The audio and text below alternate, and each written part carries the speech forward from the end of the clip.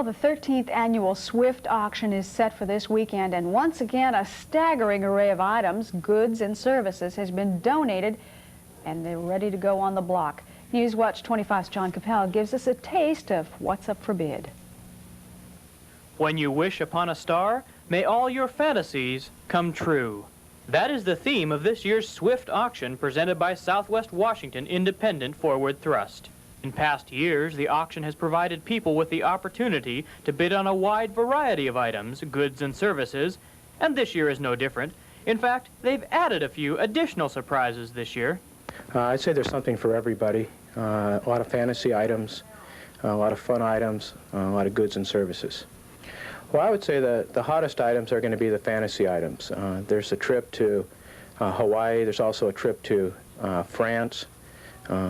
As I mentioned, Disney World, Disneyland. There's some ski packages. President Jeff Weinstein says the fantasy list contains things you've always wanted to do and places you've always wanted to see, but never quite got around to doing. The star on the brochures represent the fantasy items. Items that perhaps you or I maybe sometimes dream about but would never think of participating in. Whether it be going to Hawaii, going to Disney World, Epcot Center. Down in California, we have a fantasy item where you go down and participate in a world-famous driving class. And the list goes on. There's a trip to London, a year's use of a new Ford Thunderbird, all donated by area businesses, agencies, and residents, and those donations include a lot more down-to-earth items and services as well. And an added plus, money raised at the auction benefits local civic organizations. Money goes right back to the community. We have a board of directors that sets up an allocation committee, and they in turn will review approximately maybe 75 to 80 grant requests from the community. And then based on need and certain qualifications, we'll allocate all the money that is raised at the auction and in turn just bring it right back to the community. Swift hopes to raise between $70,000 and $90,000 at the auction coming up this Saturday night at the Jantzen Beach Red Lion. Tickets for the silent and oral auction include a full-course dinner. Some tickets are still available at the door for $100 per couple. Organizers expect another sellout with over 700 bidders. Viewing starts at 5:30, dinner at 7, and the auction begins at 8. So if you're looking for a bowling ball, a basketball, a bottle, or maybe a beer sign, we even have a fire hydrant at the Swift auction, or maybe one of the fantasy items is a bit more your style. We've got, trip to Hawaii, year's use of a new car, a chance to do my weather job for a day. Whatever you want, it's all here at the Swift auction. In Vancouver, I'm John Capel for Newswatch 25. Well, the 13th annual Swift auction was held over the weekend, and by all indications was again a huge success. A capacity crowd of 700 auction goers filled the ballroom at the Red Lion Inn at Jantzen Beach Saturday night. By the time it was over, between $80,000 and $90,000 had been raised to support civic projects funded by Swift grants. The formal occasion began with a 4-course dinner and champagne. Then it was on to the auction. Bidders vied for a multitude of items and services, which included a hot tub, a Hawaiian vacation, use of a new Ford Thunderbird for a year, a trip to London, a sailboard, a Disneyland holiday, and original artwork. In all, over 400 items were put on the block in silent and oral auctions. While many of the bigger ticket items created an added air of excitement when they went up for bid, auction goer Peter Tricoli of Lake Oswego, Oregon, told us the most exciting thing for him was when he found out he will be on Newswatch 25. Tricoli was the high bidder for an appearance as a guest weatherman on the news. Tricoli says it will be worth every penny he paid. Appearance on the Newswatch, how do you feel about that? I feel great. It's spectacular. What are you looking forward to? Give me a reason. Because it has priceless value. And I'm a ham for the TV camera, probably. Tricoli is already preparing for the big day. So they're going to come. I've got some ideas for how we can do this. So do I get to input anything? Well, you got your ideas. Tell me. I want to hear about them. Well, let's see. Gee, right on the spot. I think I ought to stake something on the fact that the forecast is going to be right. So most of the time, someone will say, this is going to be the forecast, and that's it. I ought to say, it's either going to be sunny tomorrow or I'll dangle from the bank tower downtown Portland, or something, or a Sea First building in Vancouver. When are you going to do it? How soon? Within a month or so. No, wait, let me change that. I'd like to do it when I know it's going to be sunny, because I don't want to give a bad forecast. I'm going to say tomorrow, 100% chance of sun, or I'll jump from the Sea First building. So let's try maybe mid-July. Tricoli says he kept checking the silent auction bid on the guest spot all night to be sure he was always the highest bidder. He says he always looks for something a little bit different. A little bit different is what he's going to get, it sounds like. How about you? Where's the guts, John? How about jumping from the Sea First building? I am not going to stake anything other than my reputation on the next forecast. Oh, really? And what does it hold? That means it means nothing. The next forecast is a good springtime mild weather forecast. Be right back with a few showers and some clouds, but some sun too. Right back with that forecast.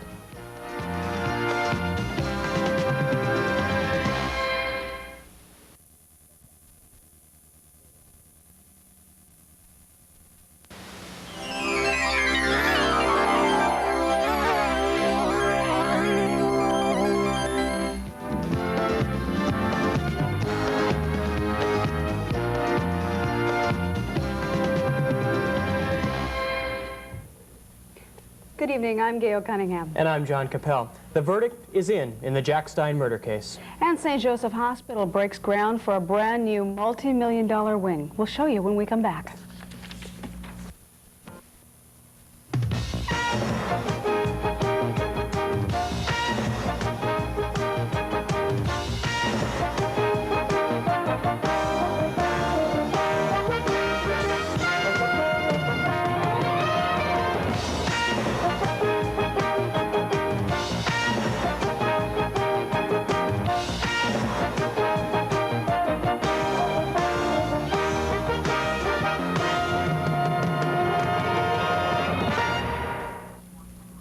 Good evening again. The jury in the Jack Stein murder trial reached a verdict late this afternoon.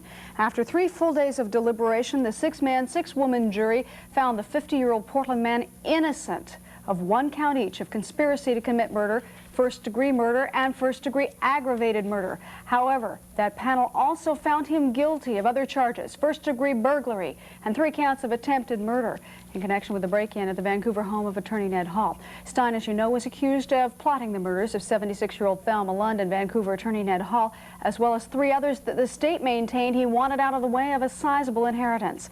Lund was found strangled in her Hazeldale mobile home in April of 1987, while Hall survived 3 alleged attempts on his life that same year. Sentencing for the 50-year-old Stein will be set at a later date. Clark County Jail will be home to murder suspect Mike Intezari Afshar for a while longer, now that his request for a reduction in his $500,000 bail has been denied.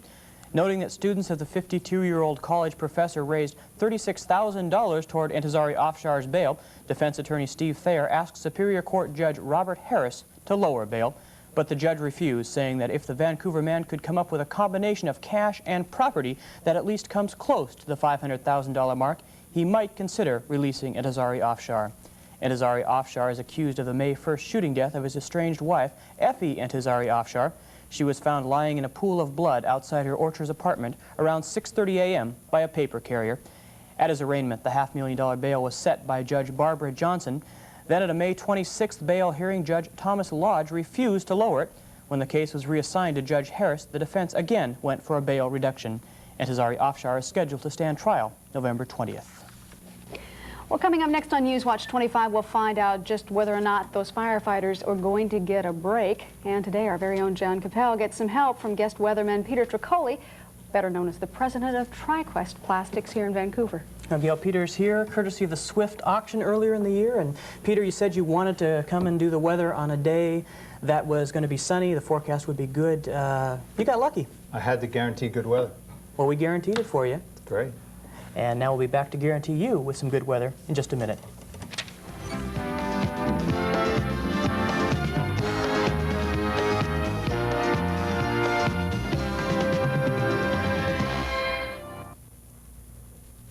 Well, it was a beautiful day today in Vancouver, wasn't it, Peter? You bet. It was a great day. We have an upper-level low-pressure system that is helping keep it a really nice warm day. This low-pressure system is actually slipping down from the north. As this slips down, it helps this high-pressure system over here retrograde out to the west. As that retrogrades out to the west, the flow comes down around the low. When we see that flow coming down around the low, it will swoop up from the south. Coming up from the south, that means we're going to see some cooling by the next day or so because it picks up a little bit of moist air and some cooler air from the south, blowing right up from the south.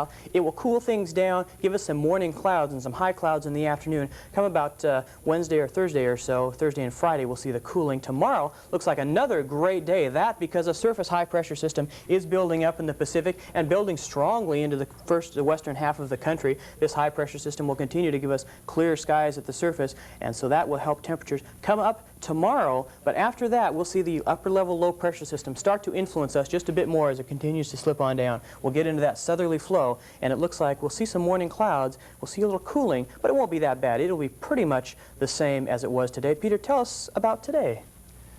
Well, John, today it's currently 82 degrees Fahrenheit. The average high is 79 degrees with a 55-degree low. The humidity is 29%. Winds are calm, and the barometer is 30.01 and falling. Today's high was 86 degrees. Today's low, 48 degrees. Record high at the airport in Portland in 1961 was 104 degrees Fahrenheit. Record low, 1960, was 48 degrees Fahrenheit. The 24-hour rainfall, none. And the month to date, only 0.02 of an inch. Tonight, the sun will set at 8:59 p.m. and will rise again tomorrow at 5:33 a.m. Thank you for the help, Peter. Lows around the state last night, pretty cool. A couple about 3 to 6 degrees cooler than they have been. Did you notice it was a little cooler last night? Yeah. It has. Pleasantly cool. It cooled off quite a bit last night. Most of them around the state, as I said, about 3 to 6 degrees below what they had been along the coast. About 46 degrees at Forks. Very cool along the coast. Ocean Shores, 55 degrees last night. Through the center of the state as well. Very cool temperature. Seattle was about 58 degrees last night. Only about 55 degrees, or excuse me, 56 degrees last night. About 58 degrees about 2 nights before. So definitely cool just a little bit. Olympia about 55 degrees as well. Over on the east side, things cooled down quite a bit. Spokane was only 46 degrees last night, only 42 degrees at Colville last night, and Walla Walla reporting about 55 degrees, however, so a little bit warmer down there. We'll see freezing levels stand at about 9,700 feet on the west side to about 10,600 feet over on the east side, and we'll just expect those to go right on up. Now look at these temperatures on the board. These are the afternoon highs for the day. A very nice warm day, well above average. We'll see these temperatures get even more warmer tomorrow. 80 degrees at the Portland airport at this hour across the river, but along the coast, a very mild day. 70s up at Forks, 72 at Ocean Shores with just partly cloudy skies there. Center of the state warmed up considerably today, 79 degrees at Seattle, 82 at Toledo. Through the eastern part of the state as well. Another warm day over there, clear sunny skies, 85 degrees today at the Tri-Cities, 91 at Walla Walla, 83 degrees today under high pressure and sunny skies at Spokane there, and as well 84 degrees through the center part of the state. So we're looking at the forecast. We're going to see warmer temperatures tomorrow. There's no warnings up along the coast. So Peter, why don't you tell us what those forecasts are going to be along the coast to start out with? Well, the coast tonight is going to be clear, light and variable winds. The lows will be 49 to 52 degrees. Tomorrow, morning clouds, mostly sunny, and then warmer. Northeasterly winds, 5 to 15 miles per hour. Highs, 70 to 74. Over in the Washington Cascades, tonight will be clear. Freezing level going up to 12,000 feet. Tomorrow, mostly sunny and warm. Chance of thunder showers, though, in the afternoon hours. Freezing level up to 13,000 feet. In eastern Washington, tonight, clear, lows around 55. Tomorrow, sunny, warm, chance of afternoon thunder showers in the highs, 86 in the north, 88 to 90 in the south. Eastern Washington, Vancouver, Clark County, tonight is going to be clear. Northwest winds 5 to 15 miles an hour, lows 50 to 53. Tomorrow, it's going to be sunny and warm, a few high clouds, northwest wind 5 to 15 miles per hour, and the highs somewhere between 86 and 88 degrees Fahrenheit. Extended forecast for Thursday, mostly sunny, although a bit cooler. Friday, partly sunny with morning clouds, highs 80 to 85, and lows between 50 and 55 degrees Fahrenheit. Definitely a warming trend by tomorrow anyway, then going to get a little bit cooler. But Peter, couldn't have done it without you. Oh, thanks very much. Hey, he's not even earning his money today. I didn't have to work for my money today. No, he sure didn't. He had Peter's help here, and gee, too bad we couldn't have that every day. Thank you, Peter. Oh, thank you. Thank you. And finally tonight, for those of you with grandparents in the Clark County area who think yours are the best grandchild could have, there's a super grandparent contest. It's being put on by the Retired Senior Volunteer Program for the Clark County Fair. Now, to enter, all you have to do is write in 100 words or less why you think your grandmother or grandfather or both grandparents are so super. Make sure, though, that you include their name, address, and phone number at the end of your essay. You can send your entry by July 31st to Super Grandparent Contest, Post Office Box 1995, Vancouver, 98668. One or both of the grandparents must be at least 60 years of age and live in Clark County. Sounds great. I was going to ask Peter here before we're done, was it worth it? Oh, it was great. And I'd like to say hello to all my co-workers over at TriQuest. It's been fun. Maybe you'll try it someday. Thanks a lot. That's all we have time for this evening. Hope you've enjoyed our broadcast. We'll be here again tomorrow. From all of us at Newswatch 25, have yourself a great evening. Good night. Good night.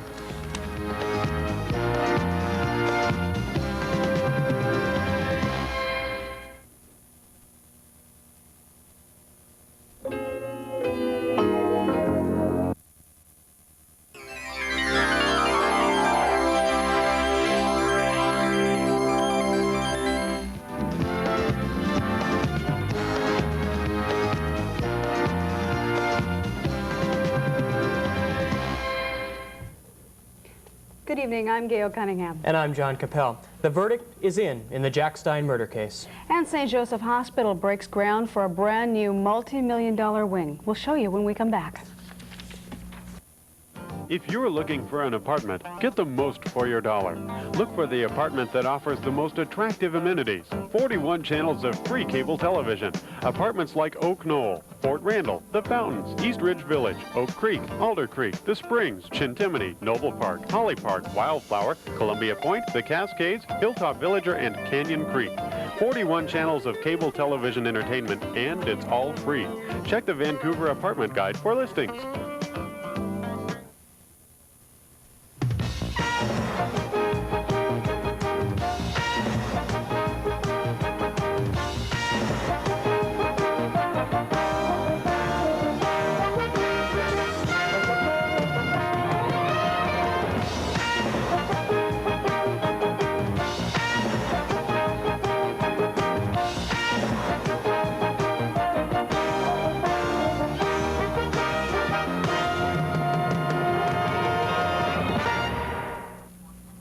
Good evening again. The jury in the Jack Stein murder trial reached a verdict late this afternoon. After 3 full days of deliberation, the 6-man, 6-woman jury found the 50-year-old Portland man innocent of 1 count each of conspiracy to commit murder, first-degree murder, and first-degree aggravated murder. However, that panel also found him guilty of other charges, first-degree burglary, and 3 counts of attempted murder in connection with the break-in at the Vancouver home of attorney Ned Hall. Stein, as you know, was accused of plotting the murders of 76-year-old Thelma Lund and Vancouver attorney Ned Hall, as well as 3 others that the state maintained he wanted out of the way of a sizable inheritance. Lund was found strangled in her Hazeldale mobile home in April of 1987, while Hall survived 3 alleged attempts on his life that same year. Sentencing for the 50-year-old Stein will be set at a later date.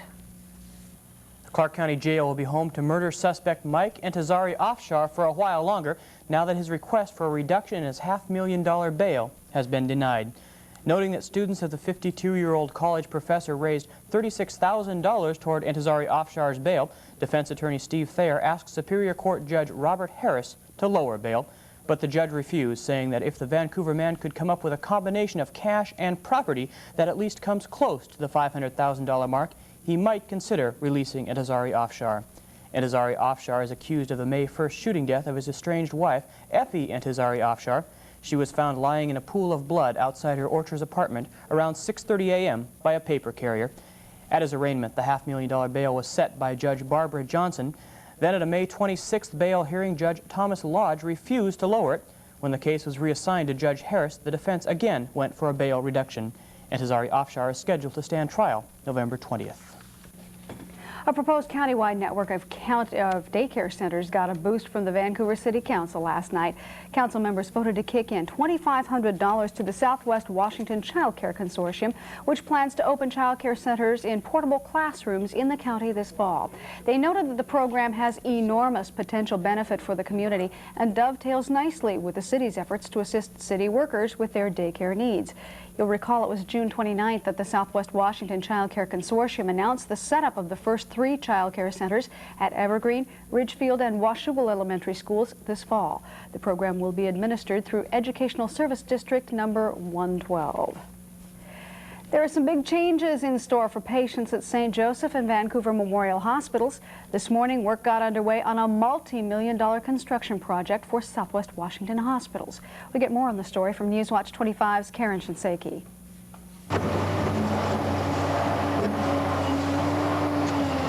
Today's groundbreaking marks the start of a nearly $30 million expansion and consolidation project. The hospital corporation plans to move all acute care services here to St. Joseph's.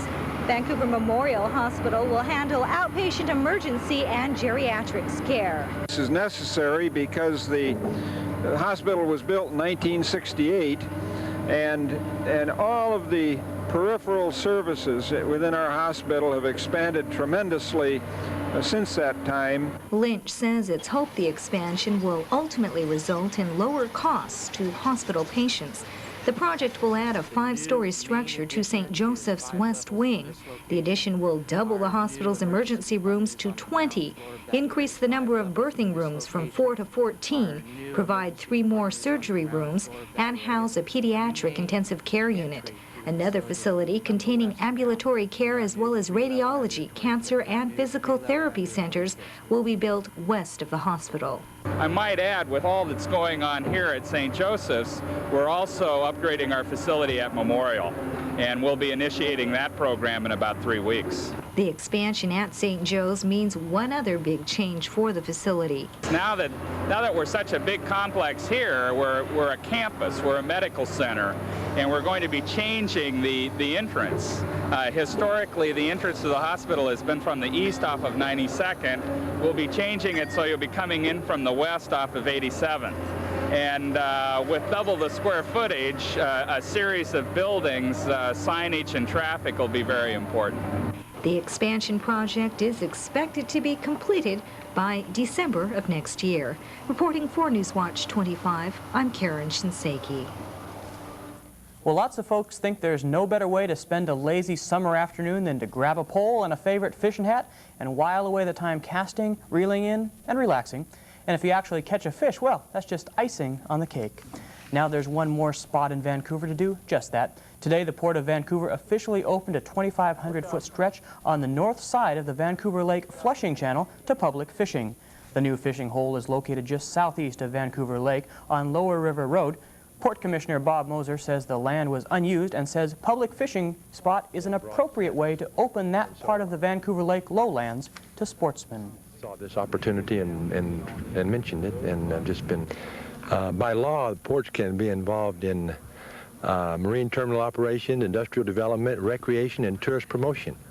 And our port has been heavily involved in the first 2, which are, of course, always going to be the main items of concern, but we can also be involved in recreational things. So they had this land, it looked like a good place to fish. It wasn't being used, and so we thought as a community service, we'd open it up to fishing and see what happens.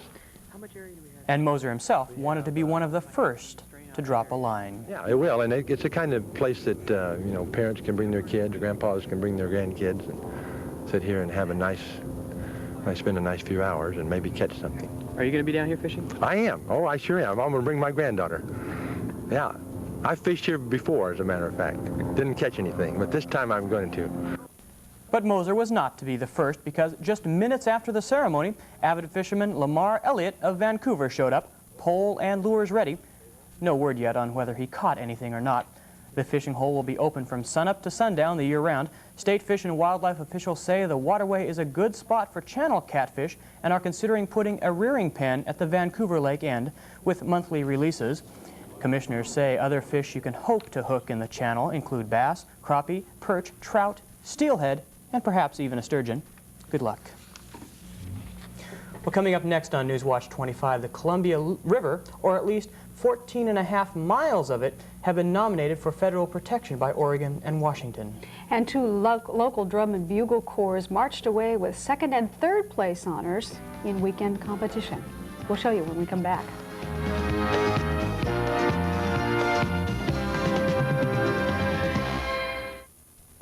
Grover Electric and Plumbing has everything to help you install a quality underground sprinkling system. Stop by the Grover store nearest you and pick up your free step-by-step instruction brochure. Then plot out your yard area on the layout sheets. When you bring your yard plan back to Grover's, we'll design your system for you, even help you select the materials. Do it yourself and save 50 to 60%, plus increase your property values. Grover Electric and Plumbing, Hazeldale and downtown Vancouver.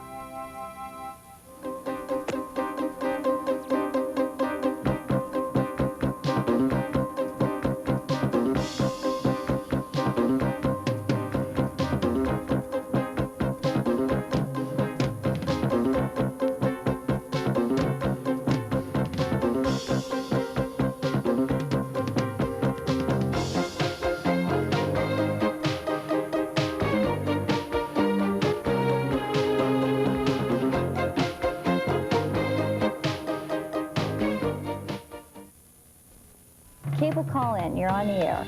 The telephone, the connection to get answers about your cable system questions. Cable Call-In, a live telephone call-in show on KCOL Channel 25, where you can call and talk directly to the management to get your questions about Columbia Cable's picture quality, programming, coverage area, anything about our service answered. I see we have a call. Get your questions about Columbia Cable answered live on KCOL's Cable Call-In.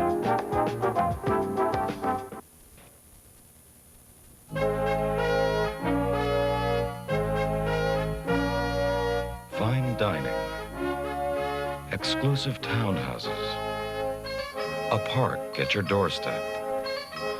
Vancouver's historic Officers Row. Affordable elegance for the discriminating professional. Individual offices to executive suites. Available now. The lower 146 miles of the Columbia River from its mouth to the Bonneville Dam have been jointly nominated now by Washington and Oregon for protection of wildlife habitat and water quality through the National Estuary Program. The program was created back in 1987 by the Water Quality Act and allows for waterways to have wildlife habitat planning and water quality improvement work done. Oregon's Governor Neil Goldschmidt was the first to nominate the river, and then Washington Governor Booth Gardner added his John Henry to that proposal on June 30th. We didn't find out about it until just today. The Washington State Department of Community Development says if the Columbia's nomination is approved, the two states would share $150,000 to come up with what's called a designation package. State, local, and federal agencies would meet to talk about the state of the river, its uses and environmental status, and from that meeting, a long-range conservation plan would be put together. Northwest environmental advocates have scheduled community meetings here in Southwest Washington and in Oregon this month to explain that program. The first of the meetings will be tomorrow evening in Longview. Thursday, the meeting comes to Vancouver at 7 p.m. at the Clark Public Utilities Building. The next meeting is set for the following Monday evening in Portland, on Wednesday, July 19th in Stevenson, and July 25th in Astoria. And speaking of waterways, an oil slick sighted near the Exxon Valdez is being investigated to determine its source. Meantime, the crippled tanker will not be allowed into San Diego Bay for repairs until that question is answered. A Coast Guard inspection yesterday also turned up potential navigational problems from pieces of steel partially torn loose during the vessel's voyage from Alaska. The Exxon Valdez is scheduled for repairs at National Steel and Shipbuilding Company, where the vessel was put together in 1986. A man under investigation in the D.B. Cooper skyjacking in 1971 has pleaded innocent in New Jersey to killing 5 members of his family the same year. John E. List did not speak during his arraignment yesterday in Elizabeth, New Jersey.